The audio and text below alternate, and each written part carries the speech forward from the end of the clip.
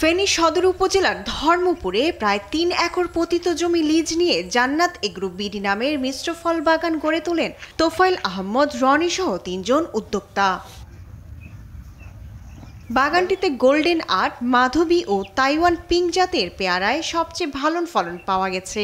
১২ মাসি পেয়ারার এসব জাতের প্রতিটি গাছে বছরে প্রায় ৪০ থেকে ৬০ কেজি পর্যন্ত ফলন পাওয়া যায় বলে জানালেন উদ্যোক্তা। এখানে বিভিন্ন জাতের পেয়ারা আছে, গোল্ডেন পেয়ারা আছে, মাধবী পেয়ারা আছে, সিডলেস পেয়ারা আছে, ব্ল্যাক ডায়মন্ড পেয়ারা আছে, স্ট্রবেরি ফ্লেভারের পেয়ারা আছে। আমরা মোটামুটি প্রতি গাছ থেকে প্রায় ৩০ থেকে ৪০ কেজি ৬২ লিটার ফল কালেকশন করতে পারি। শুধু বিডি এগ্রো নয়, কালিদহ ইউনিয়নে পতিত জায়গায় গড়ে ওঠা কে পাহালিয়া এগ্রো সহ জেলার বিভিন্ন স্থানে ১৮০ হেক্টর জমিতে পেয়ারার বাণিজ্যিক আবাদ হয়েছে। স্বাদ, পুষ্টিগুণ আর ব্যবসায়িক সফলতা দেখে পেয়ারা চাষে নতুন উদ্যোক্তার সৃষ্টি হচ্ছে। এই বাগানের পেয়ারাগুলা অনেক মিষ্টি, ভালো।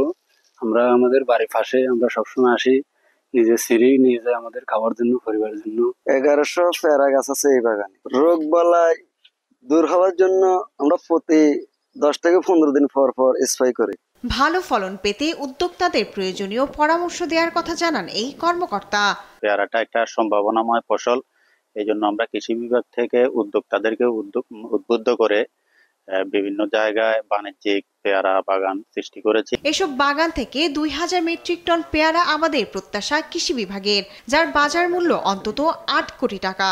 এই বছরও ব্যাপকভাবে আগাম পেয়ারা অলরেডি মার্কেটে চলে এসছে এবং খুবই সুমিষ্টি। বিশেষ করে আমাদের থাই পেয়ারার জাতটা খুবই ভালো, এটা খেতে খুবই সুমিষ্ট এবং ক্রেতারাও খুব আগ্রহ সহকারে এই পেয়ারাটা নিচ্ছেন। কৃষি বিভাগের পৃষ্ঠপোষকতায় ফেনীতে সম্ভাবনাময় পেয়ারার আবাদ আরও সম্প্রসারিত হবে এমন প্রত্যাশা তাদের। শায়লা খান, নিউজ ডেস্ক, দেশ টিভি।